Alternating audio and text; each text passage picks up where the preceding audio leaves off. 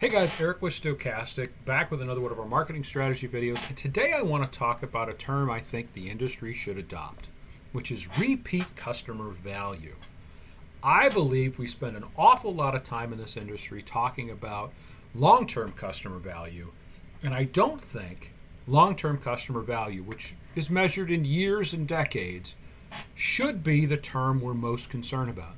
I believe repeat customer value, which is measured in days, weeks, and months, is a far more valuable way to evaluate your business and how you're doing, and a far better barometer for how you're going to do in the future. So let's walk through why I think we should get rid of looking at that long-term customer value as a key note and really focus on that repeat customer value. So what is long-term customer value as our industry typically looks at it? Well, typically our industry looks at long-term customer value as the barometer of how well we're doing with our customers. And so when you ask somebody what is the typical or average long-term value of a customer for you or lifetime value of a customer for you, the number they will give you is somewhere around $30,000. And they get to this very easily. They do a simple math problem in their mind to come up with the value. They look at the average value of an install. They look at the average value of some general service work and a long-term customer contract or an agreement contract, and then a second install. The idea is that we go into the home, we do a great job, we get the install, we service the customer for the life of that unit, and replace it again. The idea, we get the customer for life. And I get why that's a benefit to us, but I question whether or not it's an actual benefit to our customers, or at least if they see it as one. You see, one of the things you have to do as an industry is understand what your customers actually want to buy and to sell it to them. You have to give them the options they're looking for and really build your evaluation of the customer based on their purchasing habits, not the other way around. Take, for example, McDonald's. McDonald's offers salads because some people like to think they're going to eat healthy, but they offer all of their discounts on Big Macs. Why? It's not because it's more expensive to buy lettuce. It's because Big Macs are what people go to McDonald's to eat. People who are typically looking for a healthy option don't pick McDonald's as their first choice. And McDonald's knows this. So while they put those things on the menu, the real goal is to sell more Big Macs, to sell more French fries, and of course, because it's so profitable, to sell more Coca-Cola products. And they do this tremendously well. So what about for our industry? Do our customers really buy the way we talk about in their long-term customer value? Do they buy the way we plan it out when we talk about that long-term and lifetime customer value? No, of course they don't, because again, that value is all about us. We get an install, we get to keep going back to the house, they value us, and then we get to sell them another install. At no point in that evaluation are we actually looking at what's in it for the customer. And what is in it for the customer? Well, the customer's relationship with us is, at best, unhappy. They don't want to call us. They don't want to service us. And I know there are 3% of people, and we'll call them the 3%ers out there, who enjoy having their unit serviced, who love the work you're doing for them.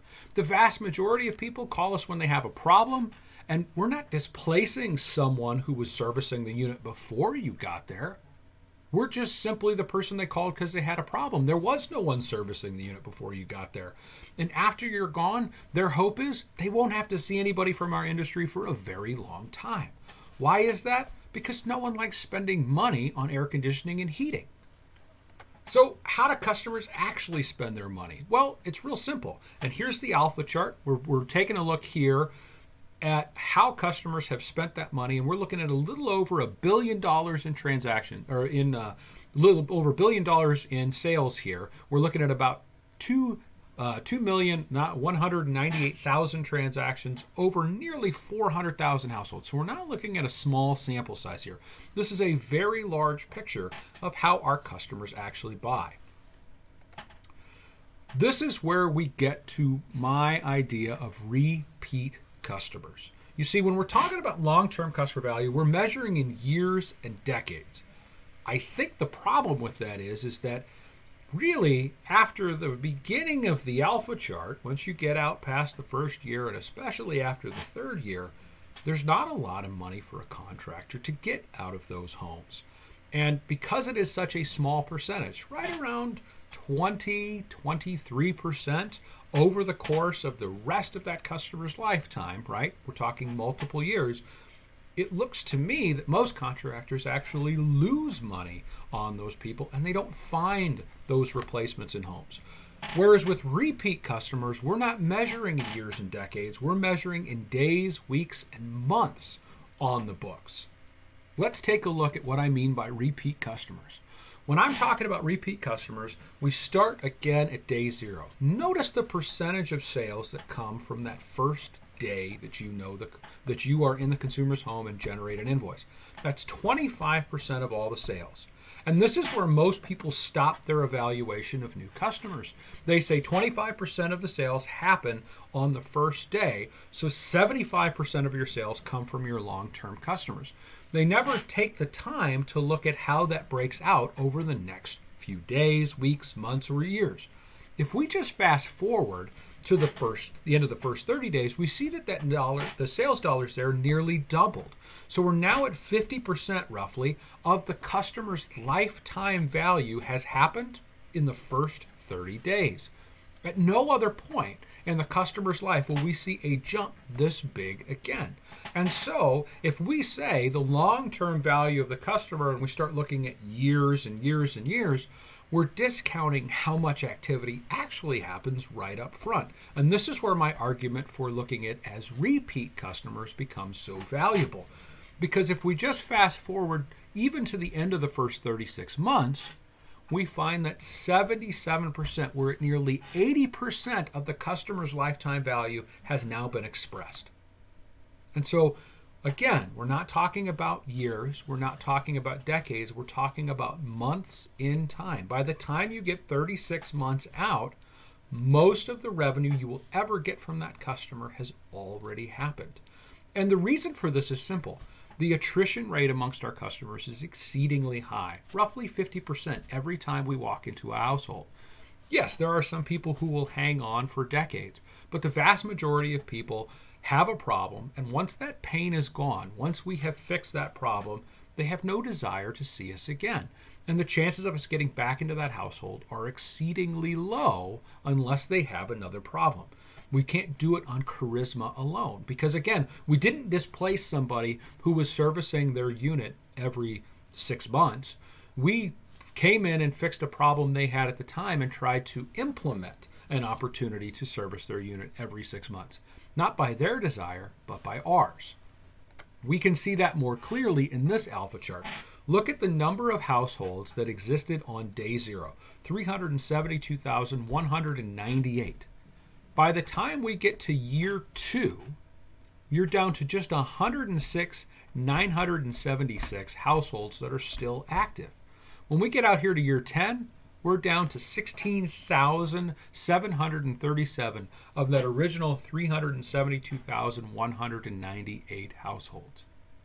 The decline in value is simply because the installs happen all up front and because the attrition level is so high.